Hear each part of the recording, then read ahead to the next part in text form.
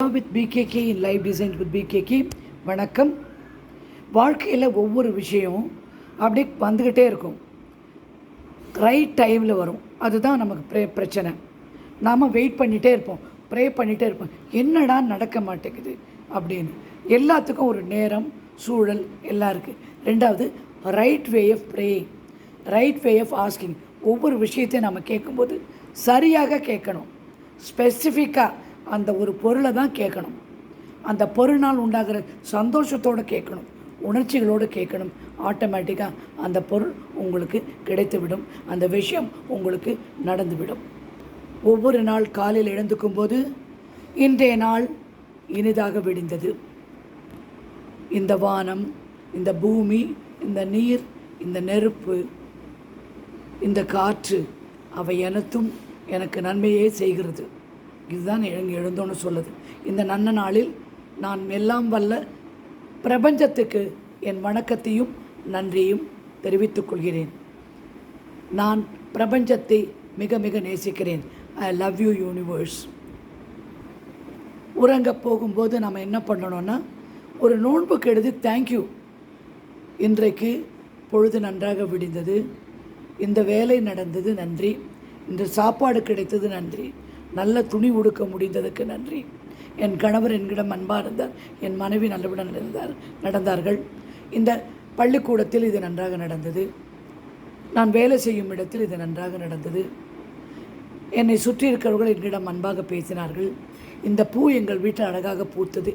எல்லாத்துக்குமே நன்றி நன்றி நன்றி நன்றி நன்றி சொல்லியே ஆகணும். சின்ன சின்ன விஷயத்துலேருந்து பெரிய பெரிய ப்ராஜெக்ட் வரைக்கும் நீங்கள் இரவு படுக்கும்போது நன்றி சொல்லிவிட்டு என்ன பண்ணணும்னா, நாளைய பொறுப்பை உன்னிடம் ஒப்படைக்கிறேன் பிரபஞ்சமே, நாளை ஒரு இறுதியை நல்லதாக விடியும் என்று நம்பிக்கையோடு நன்றியோடு நான் உறங்கச் செல்கிறேன். இதுதான் முடிக்க வேண்டியது. நீங்கள் நான் சந்தோஷத்தை தொடர்ந்து கொண்டே இருக்கிறேன். அற்புதமான இந்த உலகத்தில் வாழ எனக்கு அளித்த சந்தர்ப்பத்திற்கு நான் மிக்க நன்றி உடையவளாக இருக்கிறேன். இன்னொரு நாள் இனிதாக விடுகிறது.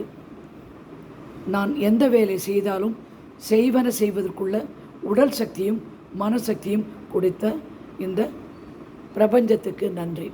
இதில் இன்னொரு விஷயம் முக்கியமாக என்ன சொல்லணும்னா, நீங்கள் கண்ணாடி எடுத்து பார்க்குறீங்க இல்லையா, நான் அழகானவள், நான் புத்திசாலியானவள், என் நாள் இனிதாக விடிந்தது, நான் மிக நல்லவள், நன்மை தவிர வேறு என்றும் செய்யாதவள், அன்பை தவிர வேறு எதுவும் அறியாதவள் என்று அப்படி சொல்லிட்டே வாங்க. எதை பார்த்து? கண்ணாடியை பார்த்து. நம்ம கை தொட்டால் எல்லாமே நடக்கும். நிறைய பேர் சொல்லுவாங்க, நீங்கள் வாங்க, நீங்கள் வந்தீங்கன்னா இது நல்லா நடக்கும், நான் போயிட்டு வரேன், எனக்கு தெரியாது என் கை தொட்டால் நடக்குமா நடக்காதா, அது எனக்கு தெரியாது. I am not proud about it.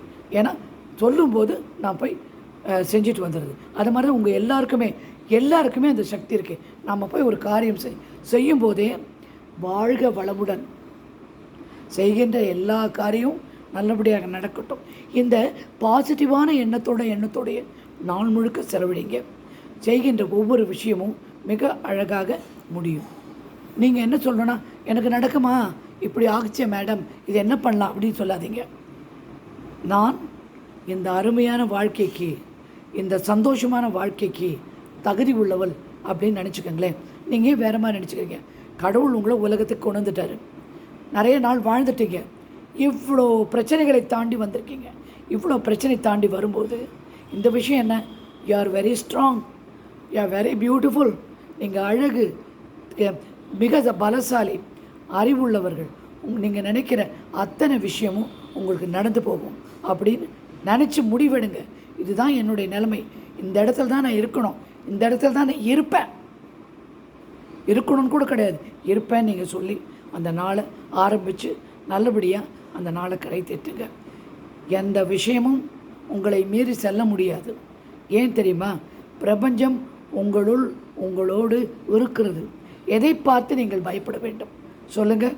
என்ன ஆகிடும்? மிஞ்சி போனால் கடங்காரம் வந்து சண்டை போடுவான், பள்ளிக்கூட அட்மிஷன் இங்கே இல்லாட்டி இன்னொரு காலேஜில் அட்மிஷன், இந்த விஷயம் நடக்காட்டி அதை விட நல்ல விஷயம் கண்டிப்பாக நடக்கும்.